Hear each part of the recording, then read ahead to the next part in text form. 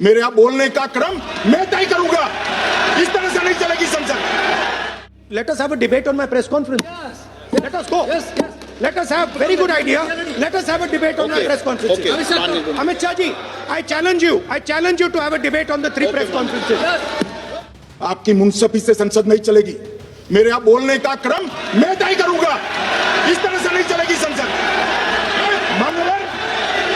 मान्यवर, उनको धैर्य रखना चाहिए। उनको धैर्य रखना चाहिए मेरा जवाब सुनने का।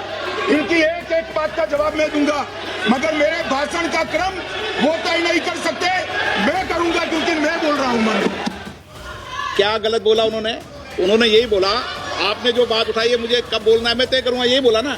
उसमें क्यों उत्तेजित हो रहे हो आप? हाँ, आपके 2-2 मिनट में खड़े होने से थोड़ी जवाब देते रहेंगे। नो, तो ये कंप्लीटली डिफेंसिव रिस्पॉन्स है, ये घबराया हुआ रिस्पॉन्स है, ये डरा हुआ रिस्पॉन्स है। अब सुनिए पूरी बात, प्लीज मानिए। नो, सच्चा रिस्पॉन्स नहीं है। माननीय गृह मंत्री जी, अब 28 वोट श्री सरदार पटेल को मिले और 2 वोट जवाहरलाल नेहरू जी को मिले। और साहब प्रधानमंत्री जवाहरलाल जी बने।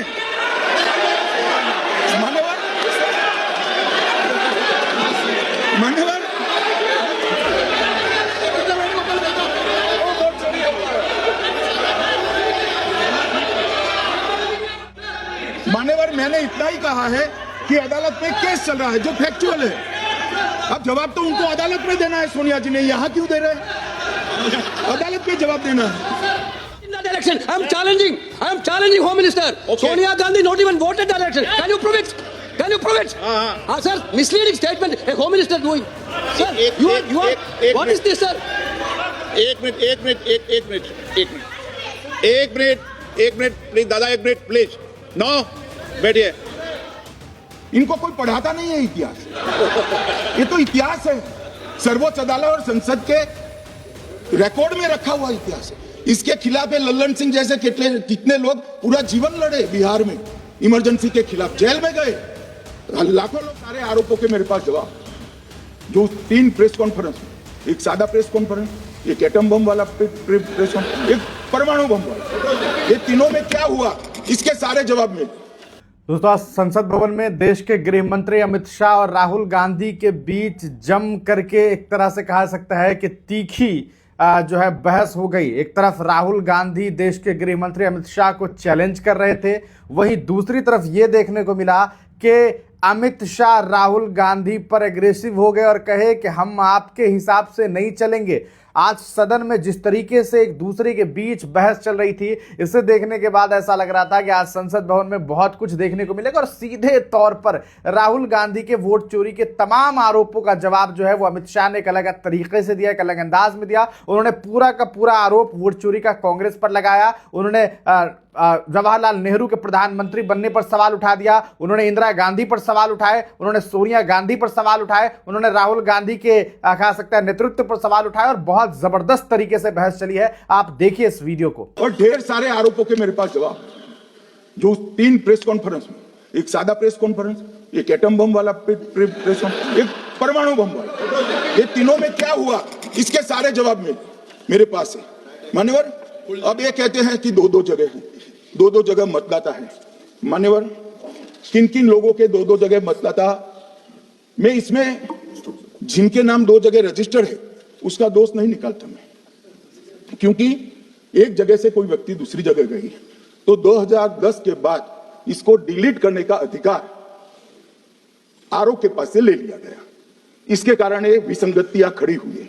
किसके हैं? श्री प्रशांत किशोर जी के 2 जगह मतदाता है, पवन खेरा जी का भी है, तेजस्वी यादव का स्वयं का है, टी सिद्दीकी एनआईसी केरल के नेता का है, मान्यवर संजय सिंह आप पार्टी के नेता के हैं, एक किशोरी पेडनेकर यूबीटी शिवसेना के हैं, इनका भी है। मान्यवर, सामान्य गलतियां हैं, क्योंकि एक नियम आ गया, जिसका जब वोट काटने का जिसका अधिकार है उसको रोक लिया गया, तो आरोप वोट काट नहीं सकता था, इसलिए 2 जगह रह गए। अब वो ही एक गहन पुनर्निरीक्षण से सुधरना है, मगर आप गहन पुनर्निरीक्षण को वोट चोरी कह रहे हो। मान्यवर, वोट चोरी किसको कहते हैं वो मैं बताना चाहता हूं। और हमारे यहाँ कुछ परिवार ऐसे हैं जो पुश्तैनी वोट चोरी करते। अच्छा बोलिए आप। हाँ बोले आप बोले। हाँ बोले आप बोले। स्पीकर सर, मेरा कल एक सवाल था जो हिंदुस्तान के इतिहास में पहली बार डिसीजन लिया गया कि इलेक्शन कमिश्नर्स को फुल नहीं फुल इम्यूनिटी दी जाएगी। ठीक है, ये है ना इसका जवाब भी दें। इसका पीछ मैं खत्म नहीं किया सर। इसके पीछे जो थिंकिंग थी वो हमें सबसे पहले बताएं। ठीक है। दूसरी बात नहीं हरियाणा की जहां इन्होंने बात की, इन्होंने एक उदाहरण लिया, वहां पर अनेक उदाहरण हैं। वो भी आपने दिया था ना। 19 वो भी आपने दिया था, इसलिए दिया वो भी। 19 लाख वहां पे फेक लोग वो उदाहरण आपने दिया था, इसलिए उसका जवाब दिया। और ये भी हमें बता दीजिए, actually let us have a debate on my press conference. Let us go. Let us have very good idea. Let us have a debate on the press conferences. Amit Shah ji, I challenge you to have a debate on the 3 press conferences. Please ठीक है, बैठ जाइए। Please मान्य, please मान्य, आपने बात की थी प्लीज। उत्तर प्रदेश में और हरियाणा में दोनों चुनाव में वोट कैसे दे रहे हैं? प्लीज ये भी जवाब दे दीजिए। माननीय गृहमंत्री जी। मान्यवर, पहली बात मैं स्पष्ट करना चाहता हूं, मैं 30 साल से विधानसभा और संसद में जनप्रतिनिधि के रूप में चुनकर आता हूं। मुझे लंबा अनुभव है संसदीय प्रणाली का। विपक्ष के नेता महोदय कहते हैं कि पहले मेरी बात का आप जवाब दीजिए, मैं सुनना चाहता हूं। आपकी मुनसफी से संसद नहीं चलेगी। मेरे यहां बोलने का क्रम मैं तय करूंगा। इस तरह से नहीं चलेगी संसद। मान्यवर, उनको धैर्य रखना चाहिए मेरा जवाब सुनने का। इनकी एक एक बात का जवाब मैं दूंगा, मगर मेरे भाषण का क्रम वो तय नहीं कर सकते, मैं करूंगा, क्योंकि मैं बोल रहा हूं।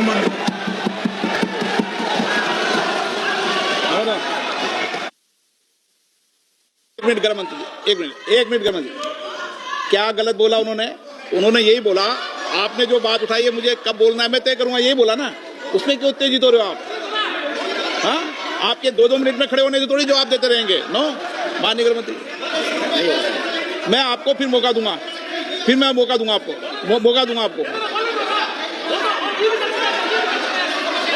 हाँ बोलिए, बोलिए सर, ये बोलिए। आपने अगर अमित शाह जी का रिस्पांस देखा तो ये कंप्लीटली डिफेंसिव रिस्पांस है।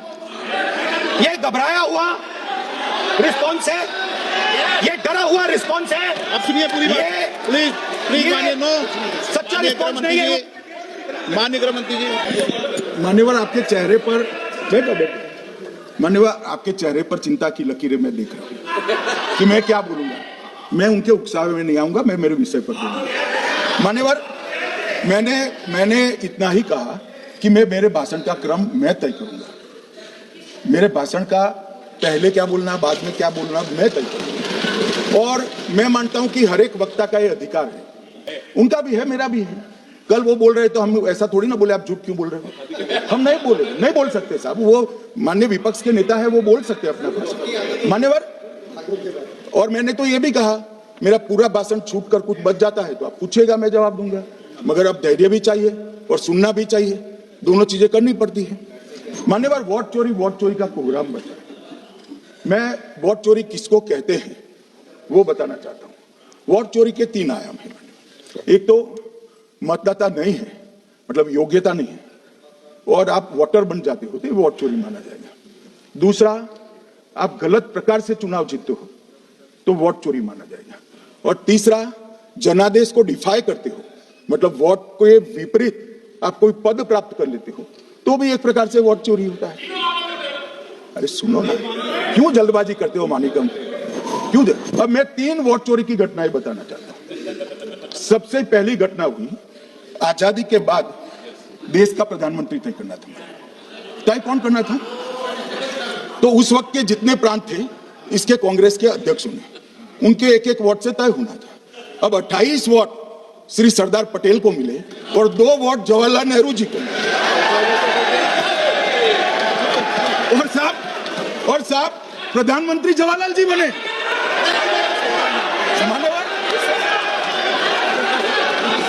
मान्यवर,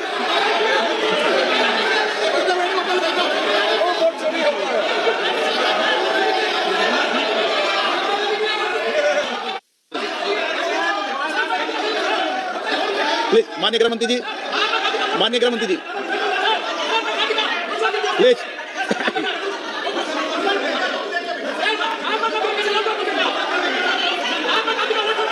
बैठो बैठो बैठिए माने, प्लीज प्लीज प्लीज।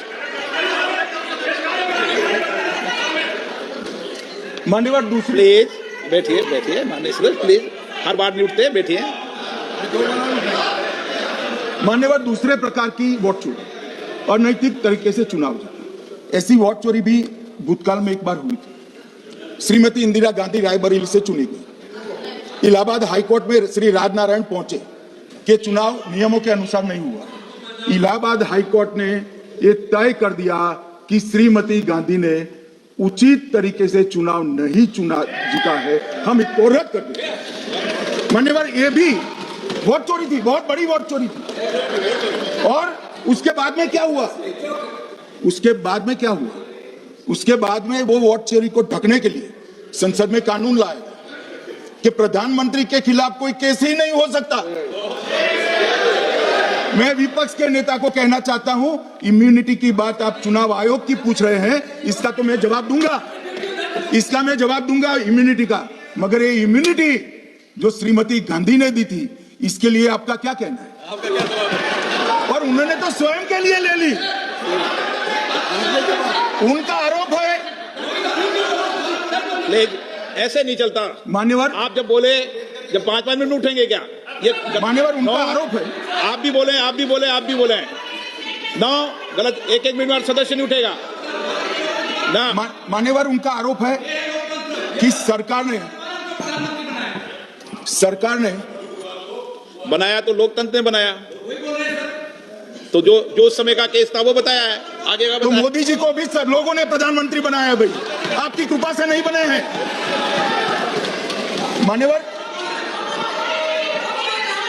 मान्यवर चुनाव आयुक्तों को इम्यूनिटी दी, इनका आरोप सत्य नहीं है, मैं इसकी बात बाद में करता हूं, परंतु हमने तो चलो मानो चुनाव आयुक्त को इम्यूनिटी दी, श्रीमती गांधी ने तो अपने आप को इम्यूनिटी दी थी। और फिर जब ये संवैधानिक सुधार के वायरस चैलेंज हुए, तो वो केस जीतने के लिए 2, 3 और 4 नंबर के सर्वोच्च न्यायालय के जज को बाईपास कर चौथे नंबर के जज को चीफ जस्टिस बनाया और वहां केस भी जीत लिया।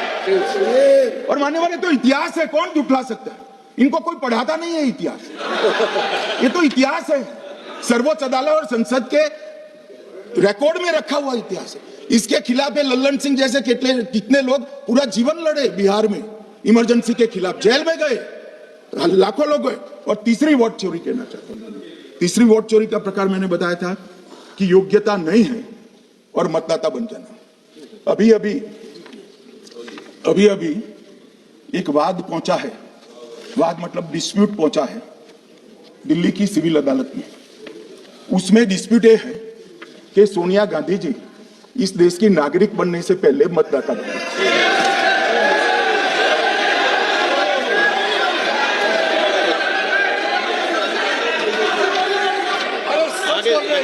आगे सुनो, बोल क्या रहे, पूरी बात तो सुनो।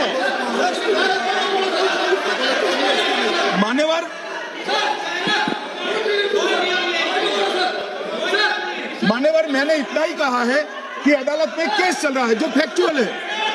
अब जवाब तो उनको अदालत में देना है, सोनिया जी ने, यहां क्यों दे रहे हैं? अदालत में जवाब देना है।